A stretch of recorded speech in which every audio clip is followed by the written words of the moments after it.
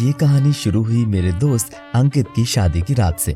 उस रात मैं यानी मुकुल और मेरे दोस्त उसकी शादी अटेंड करने सीधे रिजॉर्ट पहुंच गए थे। मेरी दोस्त नैना ने अंकित से कहा, यार अंकित, तुझे भी यही लॉज मिला था शादी के लिए?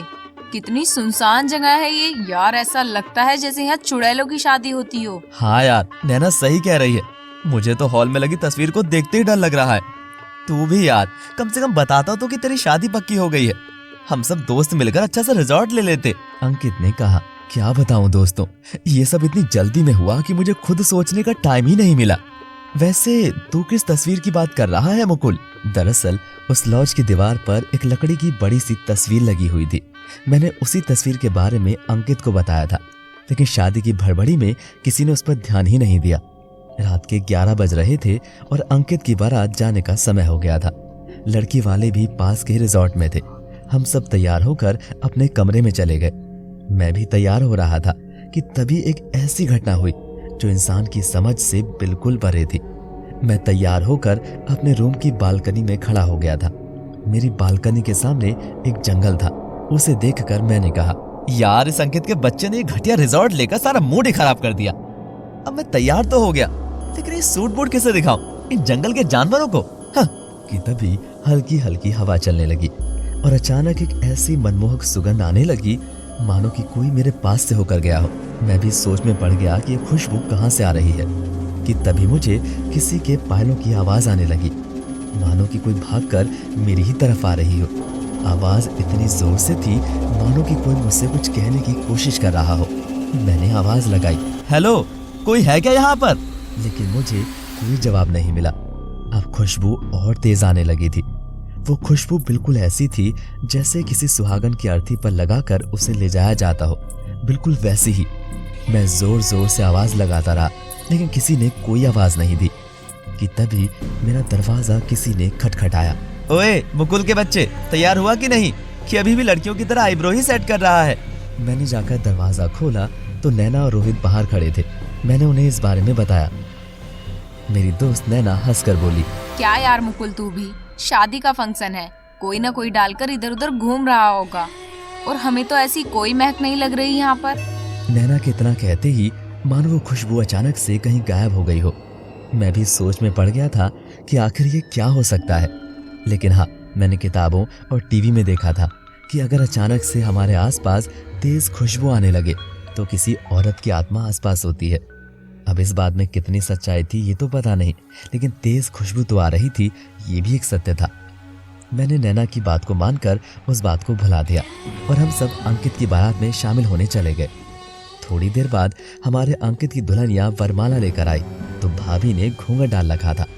हम सब बहुत ही एक्साइटेड थे कि भाभी को जयमाला पर परेशान करेंगे। मैंने अंकित से कहा, सुन अंकित, जब भाभी तेरे गले में माला डाले तो गर्दन को झुकाना मत, वरना जिंदगी भर तेरी गर्दन झुकी ही रहेगी, समझा? जैसे ही अंकित की होने वाली वाइफ ने जयमाला डाली तो रोहित ने अंकित को ऊपर उठा दिया, जिससे भाभी का घूंघट हट गया। उनका चेहरा देखते ही मेरे होश उड़ गए और मैं सोच में पड़ गया कि कहीं मेरी आंखों का धोखा तो नहीं। उनका चेहरा बिल्कुल उस तस्वीर से मिल रहा था जो उस रिजॉर्ट में लगी हुई थी कि तभी उसकी वाइफ का हाथ मेरे हाथ से टच हो गया। उसकी बॉडी इतनी ठंडी थी जैसे किसी मृत शरीर की होती है। मैं सोच में पड़ गया और मैंने रोहित और नैना से कहा, यार तुम दोनों ने अंकित की वाइफ का चेहरा देखा? क्यों, क्या हुआ उसके चेहरे को? अच्छी खासी तो है, तुझे क्यों जेलसी हो रही है उससे? नहीं यार नैना, इसका चेहरा हूबहू उसी चेहरे से मिल रहा है जिसकी तस्वीर मैंने उस रिजॉर्ट में देखी थी, और जयमाला डालते समय मेरा हाथ उसके हाथ से टच हो गया। उसकी बॉडी इतनी ठंडी थी मानो जैसे किसी डेड बॉडी की होती है। वो दोनों बहुत जोर जोर से हंसने लगे और रोहित ने कहा, अबे डफर, यहाँ कितने एसी चल रहे हैं, तूने देखा नहीं? बॉडी तो ठंडी होगी ही ना। उन दोनों ने मेरी बात नहीं मानी, लेकिन ये मेरा वहम नहीं था। मैंने अपने मोबाइल का कैमरा निकाला और अंकित की वाइफ की तरफ किया तो उसकी वाइफ मुझे ही घूर रही थी, मानो ऐसे लग रहा था कि जैसे कोई चुड़ैल मेरे खून की प्यासी हो। मैंने उसकी तस्वीर निकाली और अपने रिजॉर्ट की तरफ जाने लगा। तभी मुझे रोहित ने रोक लिया और बोला, अबे किधर जा रहा है फंक्शन छोड़कर? मैंने कहा, मुझे घबराहट हो रही है, मैं रिजॉर्ट में जा रहा हूँ, आराम करूंगा अपने कमरे में जाकर। रोहित ने कहा, लेकिन मुकुल वहाँ कोई नहीं है, थोड़ी देर रुक जा, मैं भी तेरे साथ चलूंगा, अकेले वहां क्या करेगा तू? मैंने कहा, नहीं यार, बहुत बेचैनी हो रही है, मैं आराम कर लूंगा, फिर आ जाऊंगा, तब तक तू यहाँ अंकित का साथ दे दे। ये कहकर मैं वहां से रिजॉर्ट की तरफ निकल आया। रिजॉर्ट पहुंचकर देखा तो वहां पर कोई नहीं था। मैं उस तस्वीर की तरफ गया और मैंने अपना फोन निकाला और फोटो को मैच करने लगा। वाकई में उसका चेहरा तस्वीर वाले चेहरे से हूबहू मैच कर रहा था। मैं घबराकर अपने कमरे में पहुंच गया और बालकनी में खुली हवा में खड़ा हो गया कि तभी मेरी नजर जंगल में एक लाल जोड़े में खड़ी दुल्हन पर पड़ी। जब मैंने गौर से देखा तो वो अंकित की वाइफ ही थी, जो मेरी तरफ दोनों हाथ फैलाकर खड़ी थी और वही खुशबू फिर से आने लगी थी।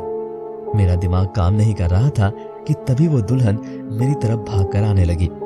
मैंने जल्दी से बालकनी का दरवाजा बंद किया और शीशे के सामने खड़ा हो गया। तभी मैंने देखा कि एक दुल्हन जिसका चेहरा जला हुआ है वो बिल्कुल मेरे पीछे खड़ी है। मेरी सांस वहीं की वहीं रुक गई कि आखिर ये लड़की कौन है जिससे अंकित की शादी हो रही है और उसकी तस्वीर पहले से रिजॉर्ट में कैसे लगी है। ये सवाल अब मेरे सामने एक चुनौती बनकर खड़ा हो गया था। दोस्तों, ये कहानी अभी खत्म नहीं हुई है। आखिर अंकित की वाइफ कौन थी, ये अभी भी रहस्य बना हुआ है।